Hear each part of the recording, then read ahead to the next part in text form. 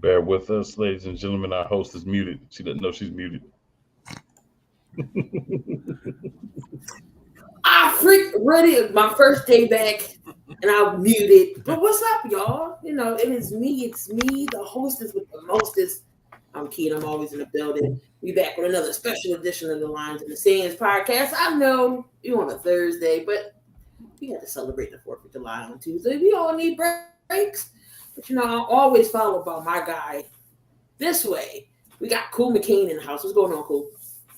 Just ready to talk some professional wrestling / sports entertainment. And we got my guy down here. Brett, what's going on, man? Not much. Always looking forward to talking some wrestling with everyone.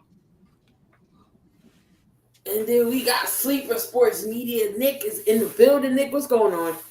Not much. Ready to go.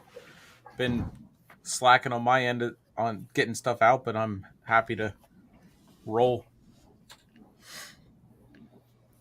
So let's get on down to the nitty-gritty of things. The recap of Money in the Bank. Some interesting things happened that I didn't expect. For once, it wasn't predictable on my end because I went 3-3, or I went even predicting matches. First of all, I wanted to win Money in the Bank, and I picked neither one won. So I mean, but we're gonna go over it here one by one, match by match. Speaking of the Money in the Bank, we're gonna start with the men's. We had Ricochet, Logan Paul, Damian Priest. Escobar, I'm probably missing somebody. Shinsuke. Yes. And Damian Priest ended up winning. Oh, and can't forget LA Knight himself. Yeah, And did Butch. the right thing to win in Damian Priest. Gonna start with Yes, the right man won. I'll tell you why the right man won. If you read the tea leaves leading up to the event, he was getting the push. He was the guy that was getting time. He had the big match against Bad Bunny. He's been featured in main storylines. He's had a title shot recently. The whole thing with him and Finn Balor and Seth Rollins is kind of like this little weird triangle. So I think the right guy won. It's just a matter of what they do with the cash in. What I hope they don't do is give him the Money in the Bank briefcase and do like they did with Otis or something like that. Let him cash it in at some point in the future. Let him get his first title.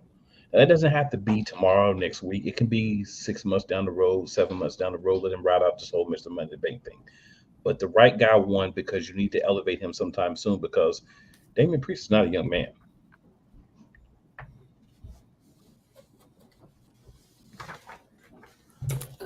Brad, your thoughts? Did they have the right man win? I 100% agree. I think the right man won. I know the popular opinion is LA Knight, but I think LA Knight right now is so over that you can find a different way to get him a title match and nobody would complain. And now you got a built-in feud with Finn and Damian Priest, and now we can elevate Damian Priest as well as continuing on the rise of LA Knight. And I'm really glad they didn't have Logan Paul win. I thought they were going to pull that one for a minute, but it's really good that they didn't. He didn't need it at all. That would have just been a huge publicity stunt. Overall, though, I agree with Cool. I do think the right man won. Damien doesn't. Gene doesn't agree with us, but that's okay. Hey, did the right man win the Money in the Bank? Yeah. Whenever you think about it, I mean, I'm a big Logan Paul fan, so I thought, okay, if he wins, it's going to be kind of cool just to see everyone be so mad about it and everything. I read something somewhere that it was kind of Vince wanted Logan, Triple H wanted LA Knight, so they agreed in the middle and went with Damian Priest. But I do like the way Damian Priest won, and like you said, he's been getting a big push and everything, and should have been main evented with Bad Bunny at Backlash, but didn't. And everything. The Judgment Day is kind of getting that Bloodline feel as we progress with their story and different stories now. With the one of the shots on Raw, they had Rhea looking at Finn and Dom looking at Damien, or the other way around, and it's just starting to get more like details, nitty gritty, like the Bloodline kind of had, everything like that. So yeah, Damien was a good pick. Yeah, I did also hear that, they were split who to pick. So I guess they just named Damien and then they got the right one for the women's. But Triple H did say LA Knight, this is not the last, and he's going to get his opportunity. Now, as far as the Judgment Day, I can see them trying to kick out Damian Priest because JD McDonough, Finn Balor taught and trained. So I think they're gonna add him into the mix of the Judgment Day, kick Damian Priest out. They might let Seth drop it to Damian. I'm not sure because I think Seth is, I don't know if he's hurt or he has some other obligations right at the moment. So I don't know what's going on, but they're not gonna have Seth with that belt. I think Damian might cash in. He might fight with Finn, but I think ultimately they're gonna kick him out, and JD McDonough is gonna join the Judgment Day. So I want to, can I real quick just respond to Gene? Gene said a comment. He said he doesn't have the following the stage presence etc. to be the champion. Well, I'll say this, Gene. It's not like LA Knight. I think that's where people are upset that he won. I gotta stop saying, oh my bad, y'all. He just gotta figure out something else for him, right? LA Knight, he has everything, so you don't need him to do this. This is that elevation thing. So the secret to this, why it makes perfect sense for him as well, is he does have a little work to do, right? He could use a little bit more of the stage presence. So he can't take the next 5, 6, 7 months to have Damian Priest in a high profile feud, have him beating guys, build him up and make him look strong. Not going to have the presence of LA Knight because it's not LA Knight. LA Knight is a bona fide star. We can see that by looking at LA Knight, by listening to him, the crowds, the way they respond to him. But this is an opportunity to take another guy that should be on that level, but because he has this Judgment Day gimmick that he's part of, and they don't have like a real leader, it's kind of like co-leader now in him and Finn. You have to do something to get him on that level. And I think this is the perfect reason why the Money in the Bank was created. Good point there. Just want to throw that out there. I totally had a train of thought and lost it, but I'm sure it'll come back. My bad. My but bad. Gene says he likes that response. Yeah, I mean, but yeah, like, do y'all see JD McDonough being part of the Judgment Day? Yeah, I thought it would have happened already, just from whenever he first got drafted and brought up. After one of the matches, he was seen as the Judgment Day. They were walking backstage, and he was seen in one of their shots. And I thought right away, the rumors started immediately, and I thought he would have already been added by now.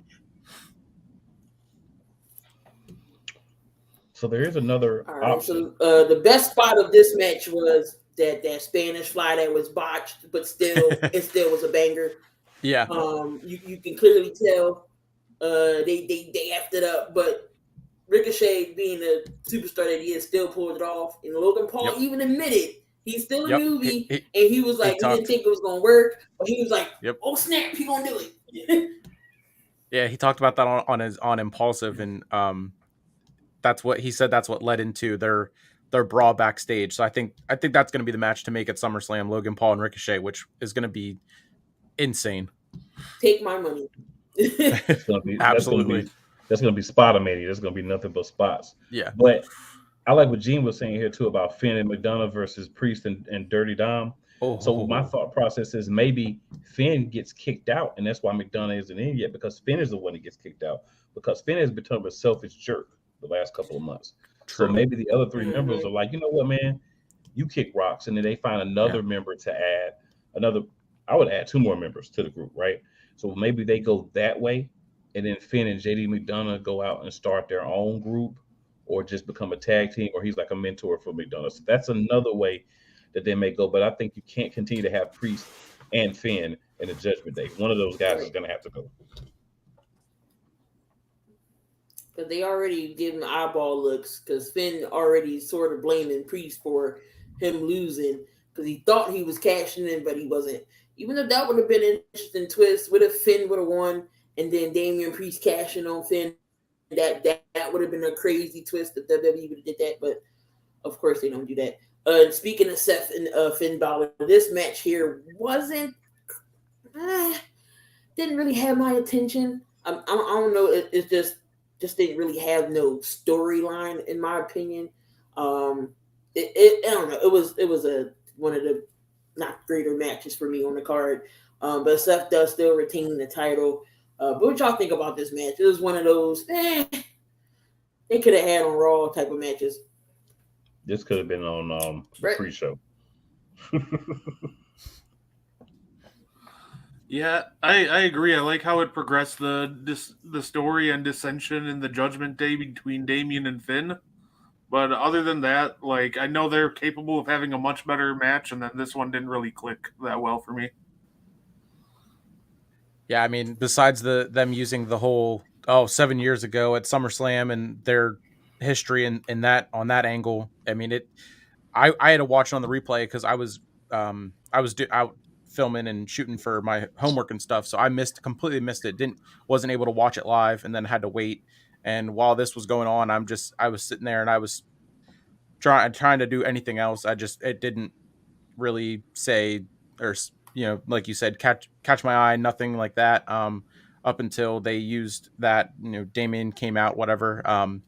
And it just, I don't know. It hopefully with Seth, whoever he goes after next or comes after him next, it's better than Seth and Finn was. I was expecting it to be better, but it wasn't. So if you read Gene's comments, that's basically what I was going to say. Like, you can just start at the bottom and go up, but that's basically what I was going to say. The reason the briefcase is so important is either Reigns or Rollins, the only way they can truly be beat is by the briefcase. Even though Reigns has got the whole Civil War thing going on, he still got Solo, he still got Heyman. I believe they're going to bring in some more guys for him, so he's still going to be protected. Seth doesn't have the backup, but Seth is like your workhorse guy. Yep. He has to hold his belt for a long period of time unless he has a hard match, he barely wins, he's hurting. You hear the Judgment Day music come through, Damian Priest comes out, and he beats him after he's already had a match. That protects Seth, that still gives Priest the championship. So whoever won this briefcase to me is the guy that they're saying, this is going to be the guy to take down Seth Rollins. And I think the right guy did it because it's a guy number one on Raw. Mm-hmm. It's a guy that'll get a big rub when it actually does happen. And then also that's going to further the decision in the Judgment Day if he's the one that wins the belt instead of Finn. And now they haven't make the cash-in successful, really. Not a good turnout rate for the cash-ins. But hopefully Damian Priest can cash in on the right person. I don't see him doing it against Roman. It's if he does cash in on Seth, me personally, I don't think he's going. I don't think he's going to win at all. I think the cash is going to be failed, in my opinion. I think they're going to have Gunther be that guy to get the belt from Seth. But we're going to talk. I'm going to get more depth into Gunther when we get to that match. What I think my opinion is going to, what I think could happen. But this match definitely was underwhelming for me. It stunk on there. It was one of the bad matches on the card. I don't give it a good grade. You could say this was the bathroom break. We got the women's Money in the Bank. We got Becky Lynch, Zoe Stark, Zelina Vega, Bayley, Io Sky, and Trish Stratus. Lord Jesus, for her to be 47, she still looked good. I'm sorry, I had to put that out there. But Io Sky ended up winning this match. She handcuffed Bayley and Becky to the ladder, so they could not climb, could not go forward. And she climbed on top and she got the victory. Did the right woman win here? Because I swore they was going to give it to Becky because that's what I picked.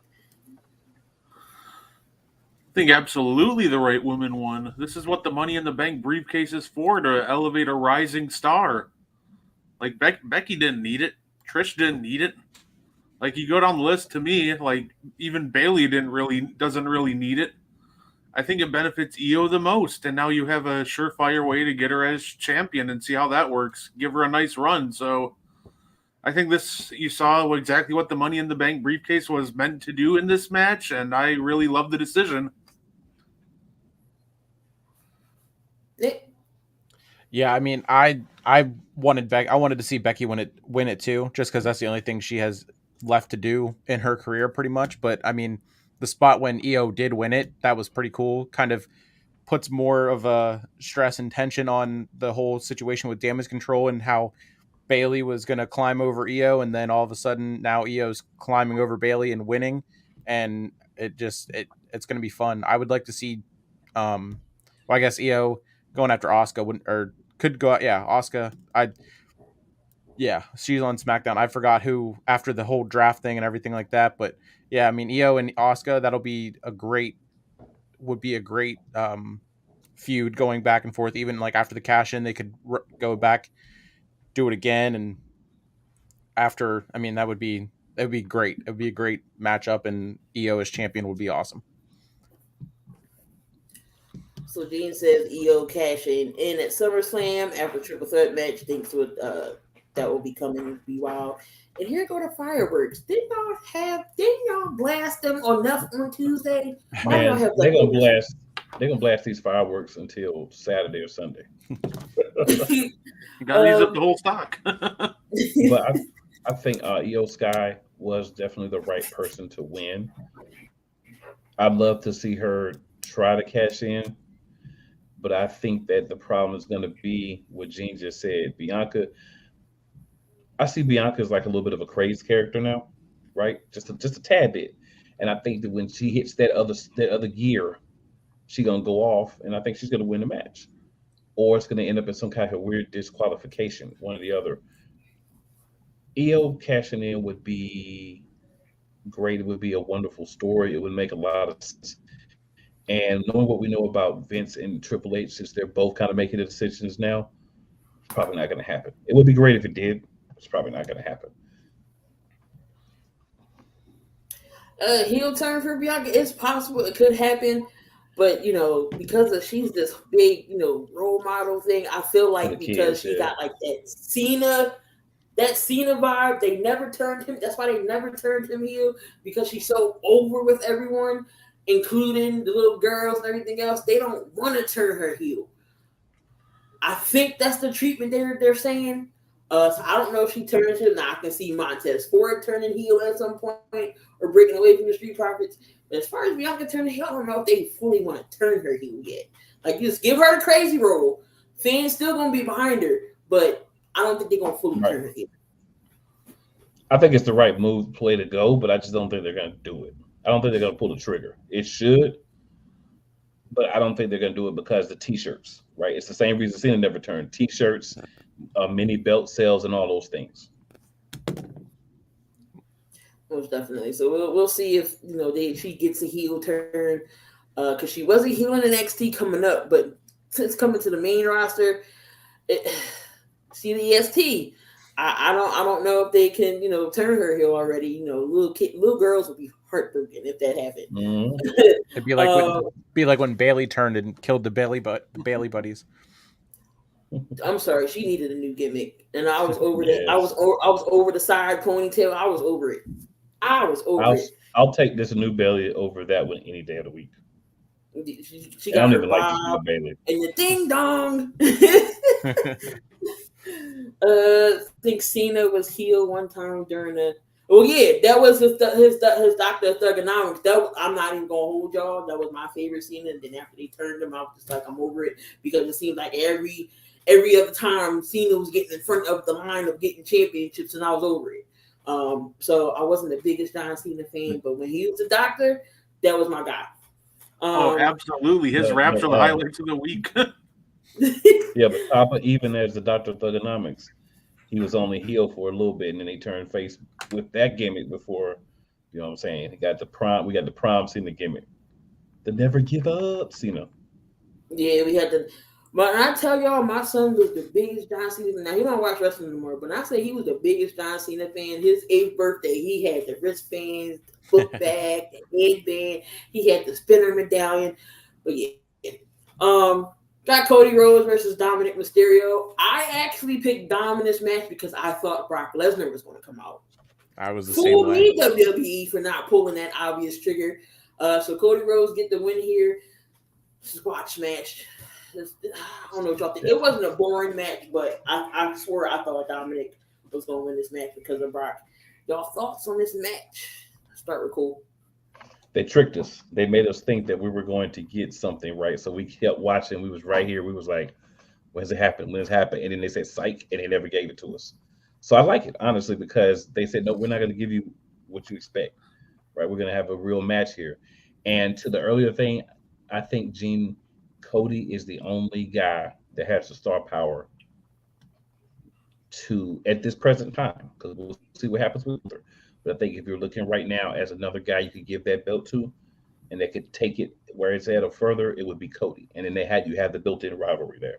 I think that's the only other guy, but he's going through his whole, I've got to beat this guy over here and that guy and this guy and that guy and that guy and that guy, and then 5 people in the back, and he got to go through the gauntlet of people before he's going to get an opportunity, or they're going to really do it. But they've already given us the hint on Monday night that it's going to happen at some point. Just had to throw that in there. Nick? Yeah, I mean, I was like you said, I was expecting Brock to come out, interfere somehow. I was even thinking maybe Brandy would come out and take care of Rhea, and then that would be her way back in, or to come back to WWE and wrestle more. But then Brock never showed up until on Raw, the later Monday night, and that was just kind of random at that point. They fought for a little bit, and then that was it.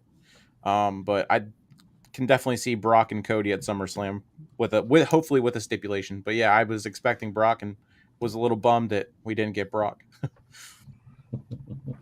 Right. Yeah, I was expecting some semblance of an interference, like you guys, especially from Brock Lesnar, but I'm glad it didn't happen, and I think they made the right call, because in a one-on-one match, I don't think Dom at this current stage of his career really has much of a chance against Cody. So I think Cody with the overwhelmingly dominant victory, I think that was the right call, since they decided to make it just a straight one-on-one match. So overall, I think it accomplished what it needed to accomplish, and I enjoyed the Brock surprise. I'm saving it for the night after. And everybody was so mesmerized about Rhea's hair in this match that overlooked the whole match. Everybody was talking. That was trending. Rhea's hair, and that was trending. They weren't even worried about the match. They was worried about her hair. Saying, if you give me Rhea Ripley in a match between Cody and Dominic, I'm going to tell you what I'm going to be paying attention to, and it's not the match. I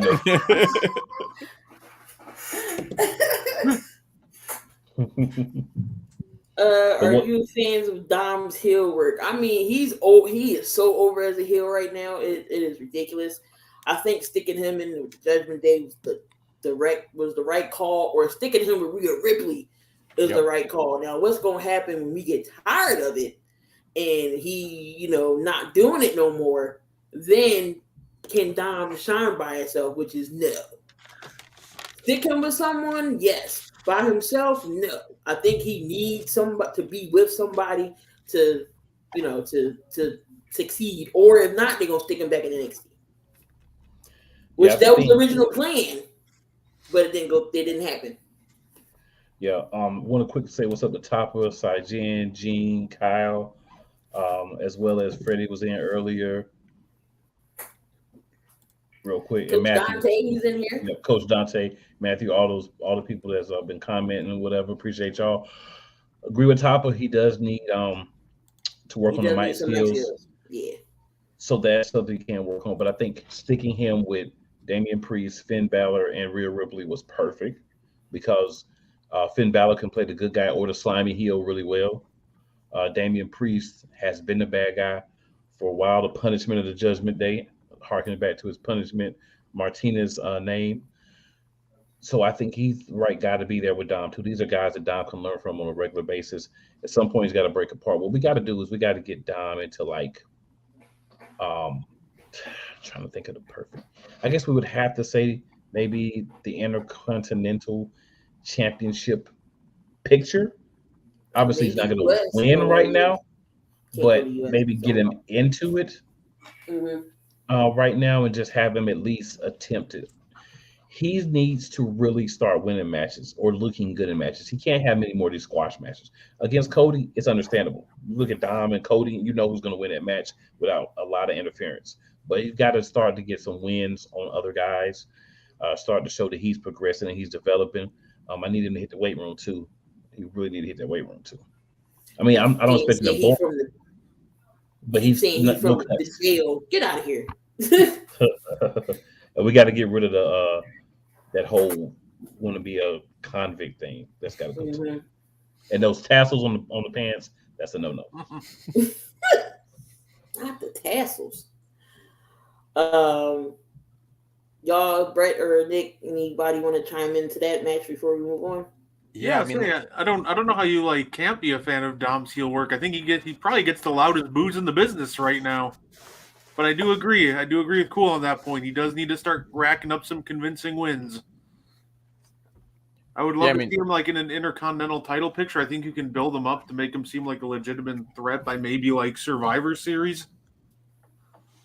But overall, yeah, I think you got a perfect gimmick with him. I just think, he needs some more convincing wins, and he does need some work around the edges. But overall, yeah, he's been a phenomenal heel so far. You could do a gauntlet match for a number one contendership for the IC title, and then have him just roll through, and then all of a sudden at the very last minute lose, and then make him look good. And then that would even kind of be if at that point, whenever that would be, it can start to kind of turn him into a tweener and then eventually into a face once he's ready to go on that role and gets people behind him in a positive way, not in a negative way. Yeah, I don't know. I could definitely see something like that. I don't think I want Dom as a good guy. I think I want to hate Dom.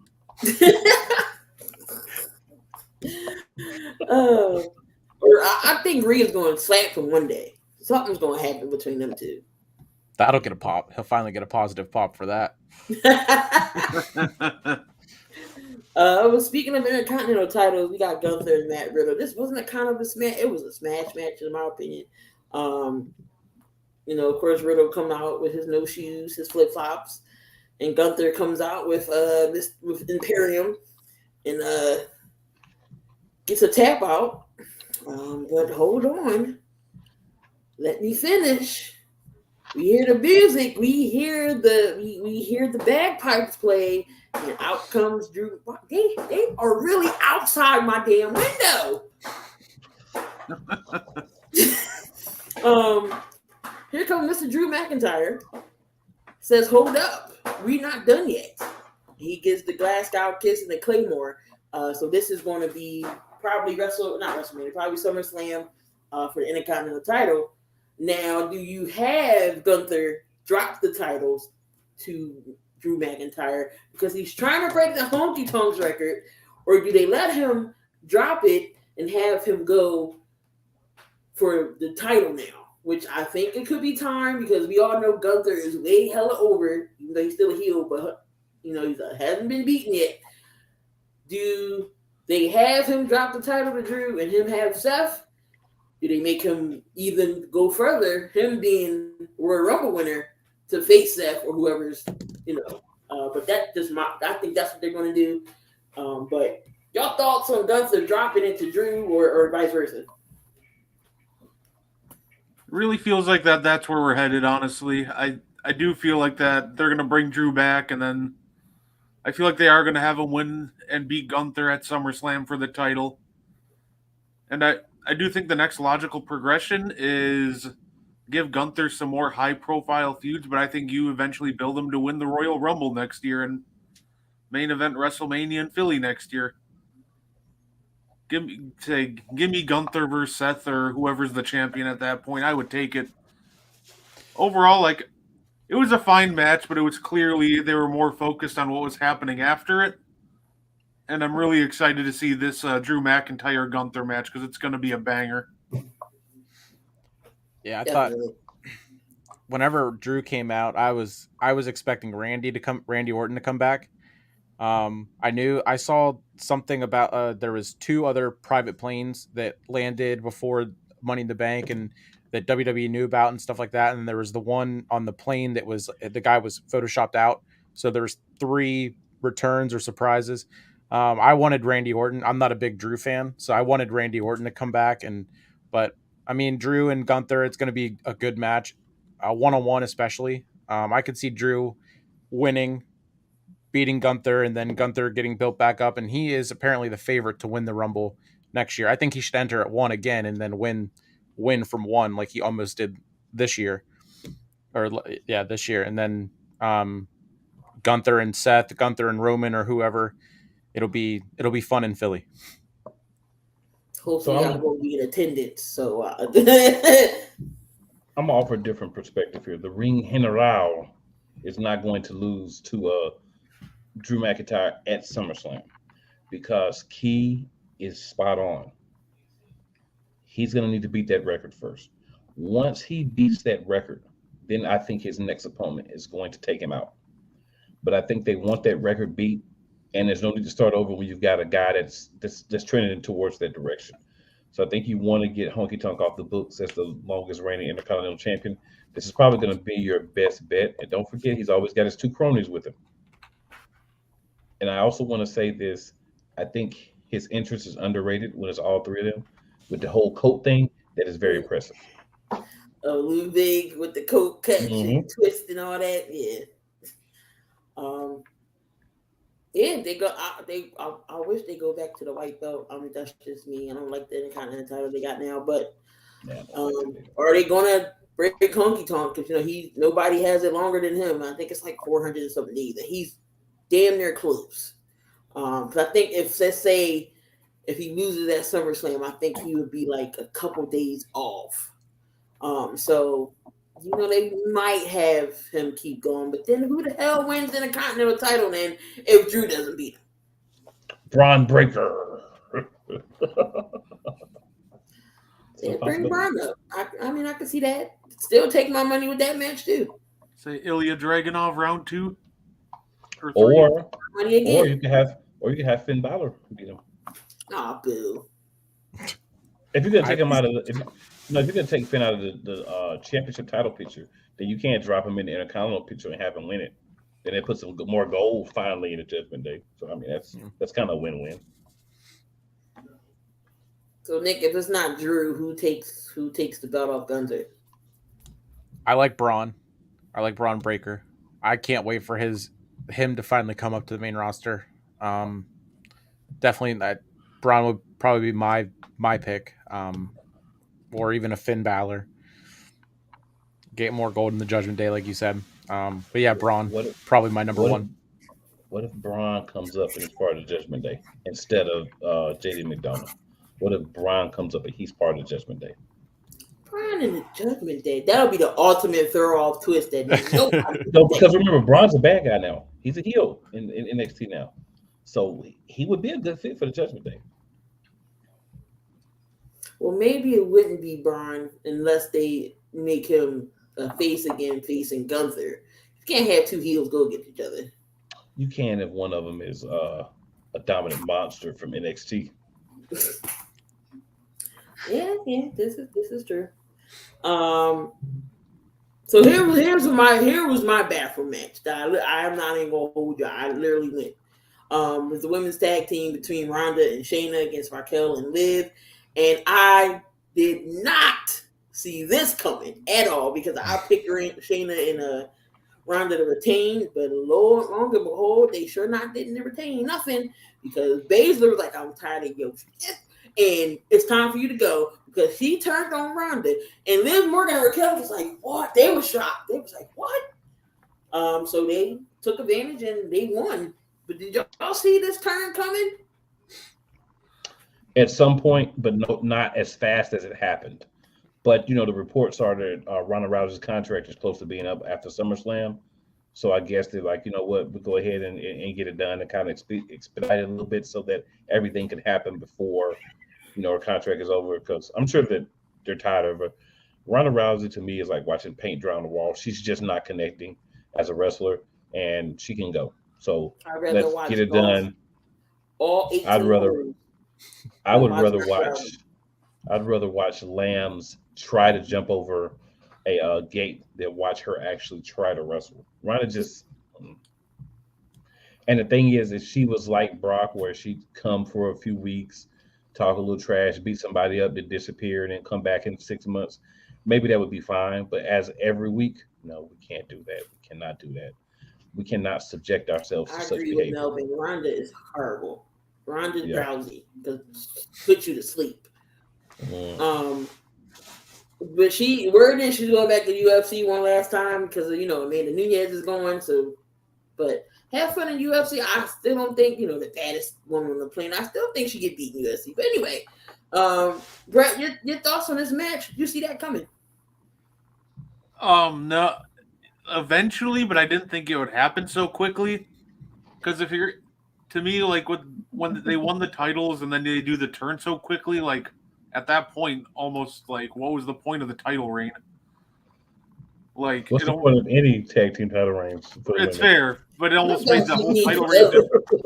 It felt like almost a waste of time to put it on them for just like 3 weeks just to lose it again.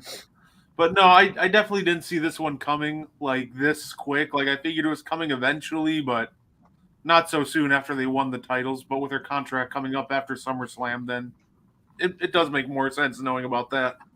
Right. And that was, I guess they were trying to maybe see if they could renegotiate, I'm assuming. And then when she was like, nah, I think I'm done, it was like, okay, well, we got to move this right along then. Yeah, I mean, when I was watching that one, it got me to actually pay attention to the replay and everything. And I had the same face that Liv had and I thought, why do it now? Like you said, 3 weeks later, whenever Ronda was saying, or there were reports out that Ronda was fighting backstage to actually be given and get a chance to have the tag titles, especially with Shayna. And then all of a sudden Shayna turns on her and tries to pull this, I got you into WWE and you went right to WrestleMania and all this and that. I don't know. I'd rather watch Ronda over Omos any day of the week, but I mean, other than I'd rather watch Omos over Ronda. I'm sorry, yeah, I can't. I'd rather watch Omos, and that's not saying a lot. Yeah, I don't know. With Omos, I have another friend. We talk about this all the time. He can't stand Ronda Rousey either, and he's a big MMA guy. He loved her in the UFC and everything like that, but in wrestling, he can't stand her. And I say all the time, I'd rather watch Ronda over Omos. And he hates Dom as well. He's like, I would rather watch Omos over both of them. And I'm like, come on. I'd rather watch Dom all day long than Omos. Same with Ronda. But yeah, it's going to suck. It's gonna suck. Right. It's gonna be interesting to see what she does next. If she goes back to the UFC, if she does something else, maybe goes over to AEW and has a little thing with Paige Van Zant. If she ever, Oh Please God, no. no. Please no. No more wrestling. No more wrestling. Please no. I mean, No. who knows? It's gonna be interesting to see where she goes if she does anything else. But TK, yeah. don't do it. Do not She call can go her. to, she can go to Impact. She There we gonna go. fight Trinity. Yeah, she can go get the rear view from Trinity. I'd rather watch that. I'd rather actually start watching Impact than watch Omos. So One thing I forgot to mention, a bright spot in the women's Money in the Bank match was the Lena Vega doing the cold red. I thought Yes. Zoe Stark died. Zoe Stark's head got stuck in the ladder. I don't know if y'all peeped that a little bit. I was like, is her head in there? But that was the highlight of that match. That cold red. It was beautiful, spot on. Say women's Money in the Bank match was better than the men's. Props to It them.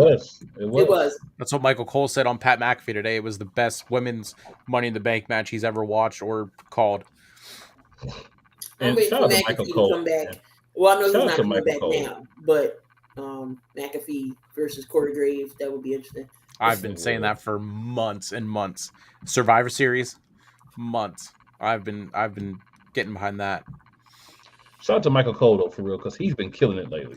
Yep. When you let him loose and let him be himself and not be programmed like Vince had him, Michael Cole just a talking head. Awesome. That's what he said today on the Pat McAfee show. He's like, when I can be have the freedom and I can just go, and when my partner allows me to just go and I don't have to be just a talking head, he just has fun, he feels free, and he said with Pat he got to be reconnected in a way, he said. That's cool. Telling you, McAfee was his best partner. I mean, Wade's okay, but it's just like, I need somebody to match his energy.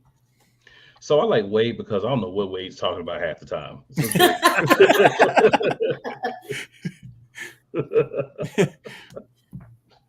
And then we got the main event of the evening. This match was crazy too. I think this could have been match of the night, in my opinion. We had the Bloodline versus Jimmy and Jay. We are the ones, the Usos. This match went crazy. They said, I read that there was a lot of possibilities that could have happened in this match.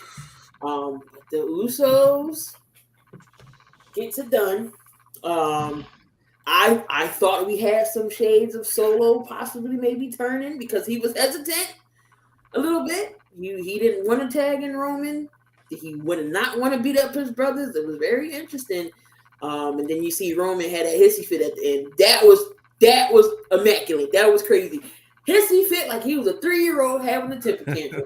And I don't know if y'all peeped, but Roman has all 3 belts. They still have Brock Lesnar's plates on them. So did they just do that on purpose? Did they not change the plates? They just said, here, Roman, just take this belt and have it. Why does he have 3 belts still?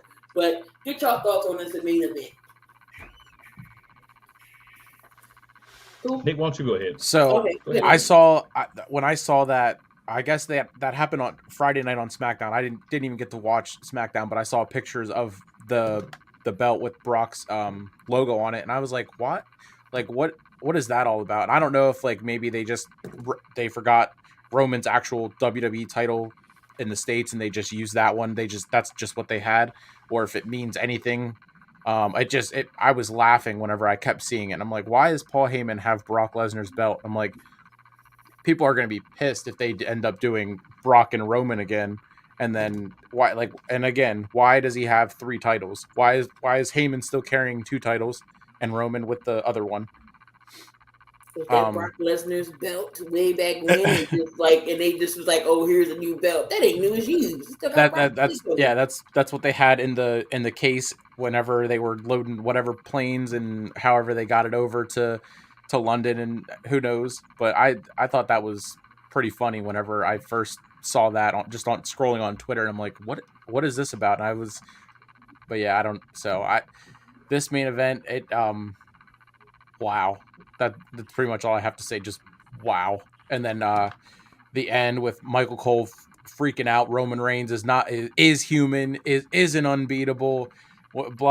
Just Cole freaking out. It was like whenever he was calling Liv Morgan cashing in, it was, and they showed the Cole cam, and everyone's like, "Oh my gosh, we need a Cole cam option for every premium live event," and that would be amazing.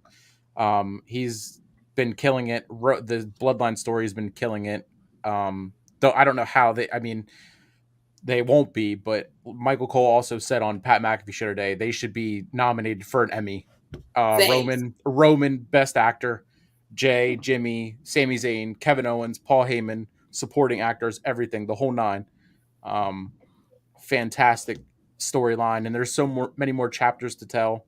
But and then bringing it full circle, Jay being the first one to pin Roman, and then getting the pin on Saturday night. It was cinema. That was pretty much it. Brett? Yeah, you kind of stole the words right out of my mouth. Every time these guys get in the ring together with Roman, and it's always cinema at its finest. It always looks so perfect. The acting is always so immaculate. Like the facial expressions, they do all the little things so perfectly. It just adds to it. Like I got to admit though, they had me in the one spot where it was the spike spear combo, and then they stacked them up. I really thought that was it. But when they both kicked out, and Michael Cole calling back to his amazing call against Sami Zayn, the "Do you believe in miracles?" right at the end. So like everybody knocked their roll. I'm getting right chills out of right now. So no, this was 10 out of 10. Absolutely loved it. Like I'm gonna go back just to watch that match just for Michael Cole. Like forget the match. I'm just gonna listen into. Matter of fact, just give me the commentary without the wrestling. The Cole cam. We need the Cole cam. I loved it. I think it was the official return of main event Jey Uso. We need the T-shirt now. We need the main event Jey Uso T-shirt and the Nobody's BI T-shirt. Yep. Right now, worn on TV, not available in the store, worn on television for everybody to see. That's what we need. Very excited about where they're going to take the story next because I've been a proponent they're going to add more people to it. People look at me like, whatever, cool. Watch. They're going to add more people in. Roman is going to get reinforcements. But just the story, man, it's great. That was the perfect thing to do at that point because you had to show a cheek in the armor because you get to the point where it's like, no matter what happened, Roman always wins. He beat Cody. Cody should have had him beat. He beat this person. He beat Sammy. He beat Blase this, Blase right. So at some point, you need to have that loss just to show a little bit of a chink in the armor. And of course, doing it where he doesn't lose the belts or anything was an amazing move. And losing to his cousin that he punked to start the whole bloodline thing. This was great. It's perfect. Again, Solo looked like he didn't want to do it, but he ended up doing it. It was an interview with Jimmy and Jay. They had asked, "What is your all-time match you want to see?" He said, "Me fighting my brother." So Jimmy versus Jay would be crazy, and they both agree. They want to do it. So that would be another twist later on down the line, whenever that time comes. But this is one of the greatest storylines I've ever seen, ever. I can't even remember a storyline as great as this. You can put a bunch of them up there, the demise of, the NWO or DX and no feuds, but it's nothing like this storyline because I need whoever wrote the Bloodline to do something on Raw the same way. But this storyline is crazy. Will Solo finally realize that Roman isn't that guy? Will he just say F Roman and his brothers and go on his own? Do they push Solo for some type of singles title? US, because where the hell Theory been at? Yeah. Non-existent. So he's been the forever champion. That's what he's been. A-Town down. Sorry, y'all. I couldn't help myself. But it's time for Theory to lose that belt. I don't know to who, but it's time for him to lose it. But we did see, speaking of John Cena, we did see a Cena sighting that shocked the shit out of me because I was like, what the hell? Cena's music. What are you doing in London? We all know why you're doing that in London, because of Mr. Certain somebody over in AEW, Mr. Tony Khan in AEW, sold out tickets and they did not even announce a match yet. So they're like, oh, we need WrestleMania in London. Now, I guarantee you, if it wasn't in Wembley, they wouldn't have brought Cena over here. They wouldn't have brought Cena in London to try to promote that. But Mr. Grayson Waller comes out, and I think we're going to get a Grayson Waller Cena match. So, y'all thoughts on Grayson Waller and John Cena? Can we get Grayson Waller healthy? I would love to see him actually get in the ring and compete. But I mean, at this point, John Cena is just putting everybody over. Let's be real; he's just putting everybody over. So, do we want to see Grayson? They're not going to let Waller lose this early. They want to build Waller up as a top guy. So, since that's probably the route they're going to go with Waller, I would say I wouldn't want to see him against Cena because it's too predictable. Even if Cena beats him, there's going to be a rematch somewhere. Waller's going to win. Then there's going to be a rubber match. Waller's going to win a rubber match because at the end of the day, Cena's only here part time now, so he's really here to put people over. Nick or Brett? Yeah, I mean, I was seeing something that it said Waller is either hurt or they're just not ready for him to have a match yet. It's been what 2-3 months now since he's been up on SmackDown. He has yet to have a match, but we get the Waller effect every week. So I'm ready to see what he can do in the ring because I don't watch NXT, so I never saw him besides like here and there on one of the pay-per-views for the Stand and Deliver, whatever one he was on. But even then, I wasn't really watching because I don't know who anyone in NXT is. I mean, so yeah, I mean, Cena and Waller, that would be kind of cool. To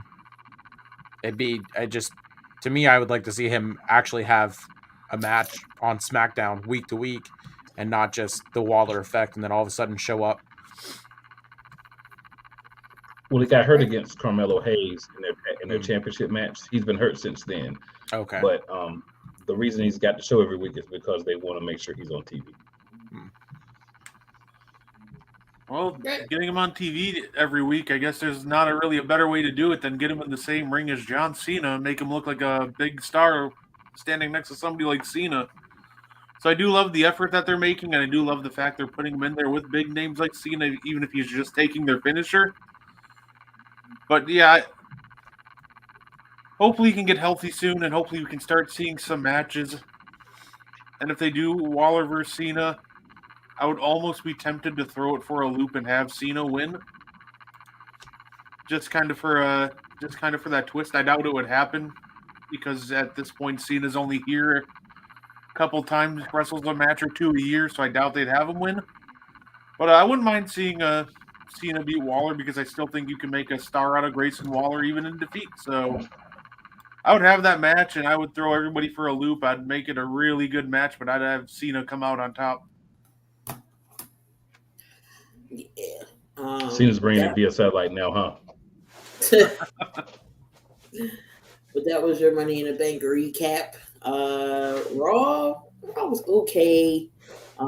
We finally saw Shayna Baszler, and it's funny that Shayna's supposed to be the heel in all this, but nobody's cheering for Ronda. So, do we need to make this switch here? Like, Shayna's the face in this whole thing. Right. So I mean, but she put a promo on her. She said, "Nobody want to hear you talk. Shut up." So that was awesome. What Shayna Baszler did against Ronda Rousey. You had Natalya go up against Rhea Ripley, which we all know Natalya not gonna win. Ever. Rhea's gonna have that belt for a minute. You know, they had their tribute to Darren Droz, who passed away. You know, thoughts and prayers to the Droz family. He did pass away. 52 years old. He's played for the Denver Broncos, but he paralyzed when D-Lo put him in that move, and it was a wrap from there. So that's what happened to his career. You had Damian Priest versus Shinsuke. Priest wins that match. And Raw was okay. It wasn't star power, but when has Raw ever been star power? You did so much. Yeah, you did so much of Money in the Bank that you kind of had to chill on Raw. Like, you couldn't give us too much again. Can't handle it. We're not prepared for that. But yeah, Ronda confronted Shayna about everything and got beat up and shut down. Just briefly recapping things. Sonya Deville and Chelsea Green. Who cares? I hate these tag team titles. I hate them. For that to be Indy Hartwell's main event in-ring debut, and not even for them to show her entrance on TV. They did it during a commercial. That's so. Candice and Indy, they both deserve better. And then Caden Carter, Katana Chance, I like them from seeing their couple matches on the main roster. Nikki Cross and Emma, that's an interesting dynamic as a tag team. And then Dana Brooke and Tegan Knox, who cares? All they ever do is they're either on main event or they're randomly in a tag team. So they're going against each other on main event, which no one watches. And then all of a sudden they're in a tag team, which again, who cares? Because the women's tag team division is garbage. Very much so. This is the way. You had the Alpha Academy against the Viking Raiders. Alpha Academy won, but shockingly, we seen Maxie from the Maximus. I was like, oh, she wrestles? She was fighting Bahala. I was shocked. Yeah, I was like, she does. Chad Gable's been training her lately. Who's been training her? Chad Gable's been training her lately. Oh my God, I don't want to hear that. Jesus Christ. Master Gable. It's time for Gable to go by himself.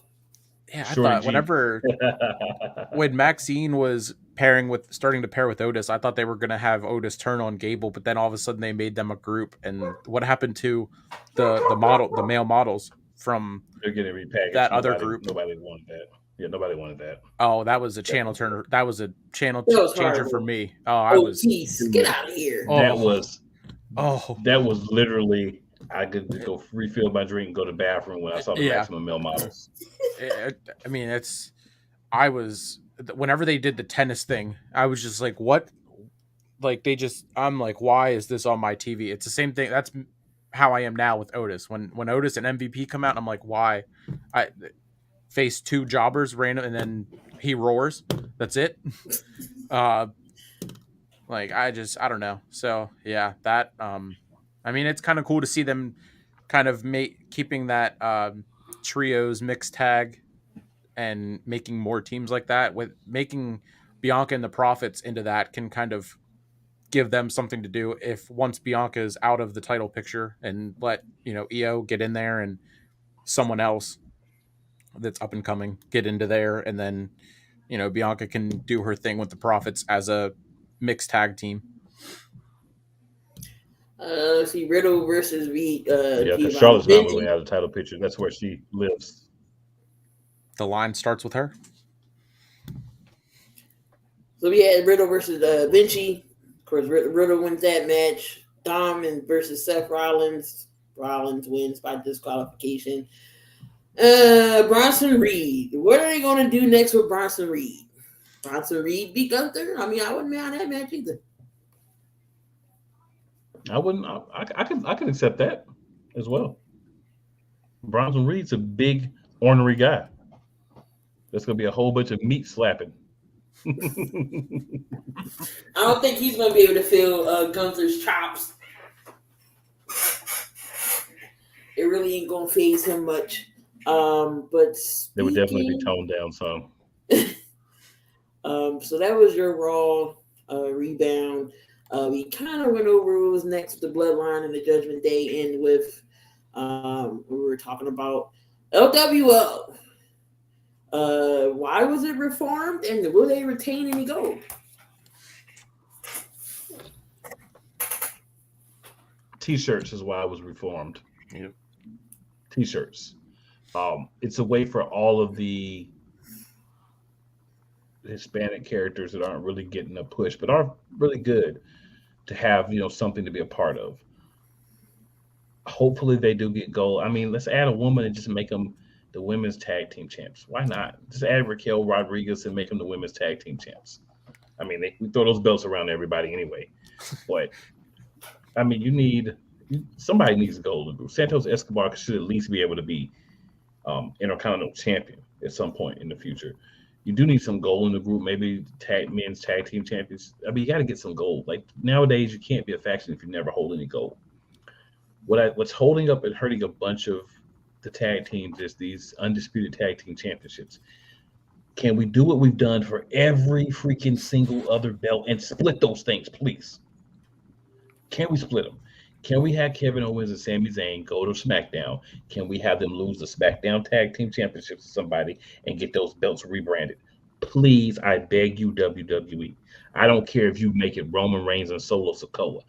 Anybody that's actually a SmackDown superstar, please allow them to beat those guys for the SmackDown Tag Team Championships so they can go to Raw and stay on Raw. Sorry. I mean, but then I get it. You separate the belts, but then you're gonna have the same people fighting for the same. It's just gonna go in a circle on Raw. Same going in a circle on SmackDown. I mean, at least this way they're getting some new feuds. They're doing the same thing anyway. Yeah. What have they done? Have already fought each other like 40 times. Yeah. What have they done since they won them at Mania? Yeah, this is true. You are right. Nothing. Besides, Kevin Owens going to almost have a heart attack every day, which is hilarious. That is the best thing about the both tag team divisions. That's the best thing. Kevin Owens freaking out and then saying, "I don't have anger problems. I have stupid people problems."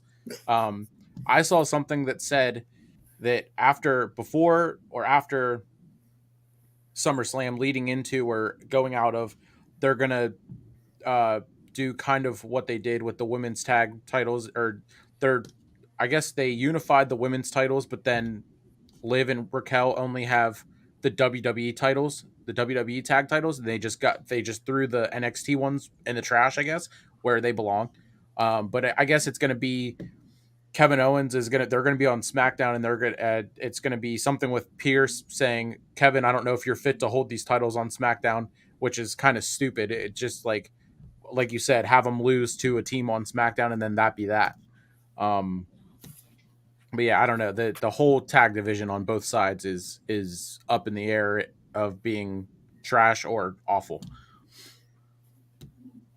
I think you need to split it so that way you could build more feuds. That's what I think is really the problem. Once you split them, then you can kind of have people on certain shows. And you think about it, Ricochet and Braun Strowman should have beat the Usos for the SmackDown Championships like 4 or 5 months ago. Yep. Yeah, when it comes to the LWO, I think the only title I could see them maybe winning is the United States title. Maybe Santos Escobar can beat Austin Theory. But I don't really see another championship right now that they win. They're not going to have them knock off Sammy and KO. There's no shot that anybody in that group even touches Roman. And I don't see them beating anybody on the Raw side either, even if they challenge for that. So I don't think they'll hold gold, honestly. I do agree with Cool that I think the main reason they were brought back is kind of just to sell T-shirts. That would be a huge hit. But, yeah, the tag titles are a mess. I would love to see them split up. Yeah, the tag division, Chris is right. The tag division is completely underutilized. It's not written for correctly. Nothing's done good on it. Yeah, definitely agree. I mean, there's definitely some talent in the tag teams. It's just don't just keep rewriting the same book and using the same people. But that really what happened on Raw. Nothing spectacular happened on Raw. And before we roll out of here, we do got to recap Dynamite, and then Adam Cole and MJF are becoming best buds. It all started. I'm better than you, baby. It all started when MJF called in on Adam Cole's show Everybody thought this was fake, but it was MJF. And then all of a sudden they're a tag team, and then MJF comes out. He's like, wait, he does this, and here comes Adam Cole. I'm like, what is going on? What do y'all? And their hatred for Tony Schiavone. Whenever they got announced in the Eliminator tournament, they both at the same time, shut up, Schiavone. I loved it. This has been, I hope this goes all summer, and then MJF turns on Cole eventually, leading to their match for Cole to get a world title shot. But yeah, this has been, I usually watch Dynamite only for if I know MJF is going to be on, I'm watching Dynamite. But I mean, this has been it's just been fun. It's a different side of MJF, disingenuous babyface and babyface side. And it's going to be, I hope they drag it out long enough to whenever he does turn, it's a big moment. Brett? Yeah, no, I agree. This pairing is something that I never knew I needed, and now I don't think I can live without. It's been absolutely phenomenal, and it is hilarious when they take shots at Tony Schiavone. Not only when they said "shut up, Schiavone," but I'm sure, I don't know if you guys saw the little gym segment that they filmed. Yep. They asked who the fat guy reminded him, and they both said Tony Schiavone. Overall, it was easily, to me, the highlight right now of Dynamite has been just MJF and Adam Cole and their bromance. Cool. Yeah, it's definitely been interesting. What I'm liking about AEW is they're doing a great job of slow building a lot of different things, like this whole Jungle Boy thing. Got to talk about the Jungle Boy thing. Jungle Boy shows up, he's a smug heel, and in 5 minutes after he shows up, beats his butt, he runs, jumps in his car, and leaves. So we're getting slowly to see the bad guy version of Jungle Boy. So I think we need to get rid of the Jungle Boy. I think we should just be Jungle Jack Perry or Jungle Jack. Like, we don't really need the boy anymore. Yeah. It's just Jack Perry. Yeah, just Jack Perry. Right. Or Hollywood Jack, because of his dad and everything. Yeah. Hollywood Perry would work too. Yeah. But we just need to do something to tweak that character, make him really a little bit more of a douche. And we know that this whole MJF thing is just an indigenous jerk coward that just doesn't want to have to face Adam Cole in a match one-on-one. This is what this is all about. Best part of it was the cake. Yeah. MJF tried to get Adam Cole with the cake. Adam Cole flipped it on him, and they gave him a disingenuous thank you. Adam Cole doesn't buy this crap with him. Yep. But it's great that the path that we're going on with it, because it gives us something to invest in. It gives a reason for MJF to actually show up, because, MJF's the devil. You never trust the devil. Yep. Yeah, definitely you don't trust the devil. I know this happened last week, but I'm just going to Sting. He's an OG. Do not go up on no back. Don't go back. Don't do it. Don't go up on no top ropes. How you miss a whole table? He missed a whole table, not half the table, not a quarter. He missed the whole damn table. Sting, don't do that no more. Don't do that no more. You pushing 70. I don't need you going up on tables and missing. I don't. So don't do it. Don't think about it. I had to put that out there. That was my public announcement for Sting not to go up on top ropes and ladders and tables, whatever. Don't do it no more, Sting. Don't do it. What else happened last? Everybody loves to claim Scissor Me every week.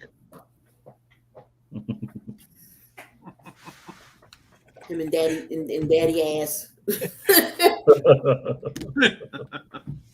I've got to admit, it's grown on me. I love it now. It's grown on me.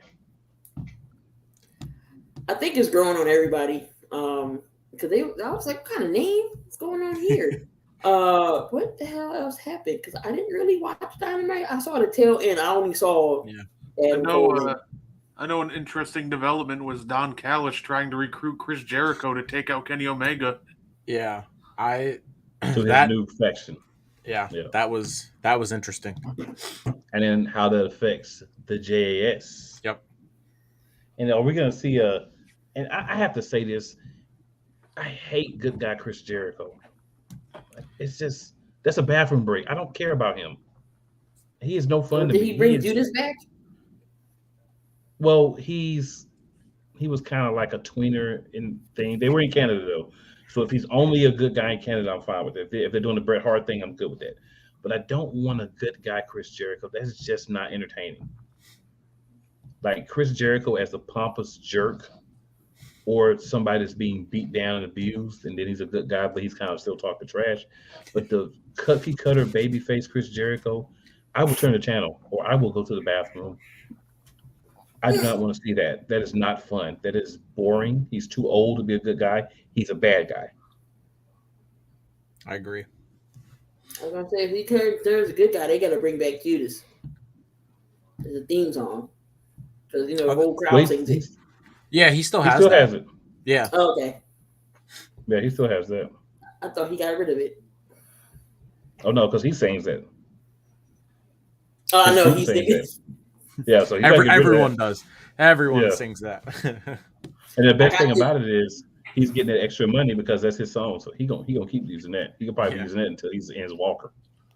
I got to experience Judas Effect, and it was amazing. That's all I'm gonna say. It was great. The crowd was singing along. The music stopped, and everybody's still singing. So I got to experience the Judas Effect, which was awesome. I just want to be in a crowd one time to experience the Seth Rollins effect. I gotta do it one time. I went to Raw in Hershey before I think it was before Night of Champions, and he wasn't there. He was filming Avengers New World Order, which apparently has already wrapped filming, so he doesn't have any Okay. filming requirements or anything like that. So that he's going to be at every event going forward. But they advertised and said that he was going to be on later in the show, but it was just the backstage interview that they were continuing from the previous week. But I was so upset, and there was a little kid beside me. He told me, he goes, "I'm only here to sing for Seth Rollins." He goes, "I'm not singing for Cody. I don't care how cool it is." And then when they opened the show, they didn't even play Cody's music anyway, and I was upset about that too. Yeah, so I lost out. But I'm going to SmackDown in Hershey again, and I'm hopefully going to be able to see Roman Reigns and finally witness his entrance live. But yeah, I was upset I didn't get to see Seth and witness the just the magic of their both Seth and Cody's entrance music and all that. Yeah, Oh, you got to go. It's so much fun. I went to a live event right before WrestleMania that was in Milwaukee, and both of them were there. It was awesome. a great time. Dang, Absolutely. Greg, you got to experience both. Yeah. Same night. That's okay. In Philadelphia, to we'll experience both of them. Absolutely. Oh, yeah. Absolutely. I'm still trying to figure out what night to go to. Do I want to do both? If I can afford it, do I want to do night one, night two? Like, I don't know. I'm trying to figure out the car. I need some. That's the thing, because you got to get your tickets early. So I want. Well, they didn't go on sale yet. I'm on the list of when the pre-sales go. Like they'll go in like November or December probably. Well, last year's WrestleMania went in August. I'm on that pre-sale list too. Yeah. So when that pre-sale drop, I gotta see. Hopefully, I have money that when my check hits that day, and I'm. No, that's right. I know that's right. That's right. Because, like I said, I only live 10 minutes from Lincoln Financial, and if the show starts at 8, I'm no lie. I'm going to be there at 5. I'll sit in the parking lot. Until then. But yeah, you got to go early. And maybe Raw after WrestleMania. I don't know. I'm debating. So. I definitely want to do Raw. So that's going to be crazy. I'm thinking maybe night 2 in Raw. That's what I'm leaning towards now. But we'll see. I'm about 3. I'm about 3 hours from Philly, so I'm thinking just getting there for. Might do SmackDown and 1 and 2, but definitely not Raw. Sadly, I don't know. To experience a WrestleMania and both nights at that would be just crazy. Yeah, bucket list moment.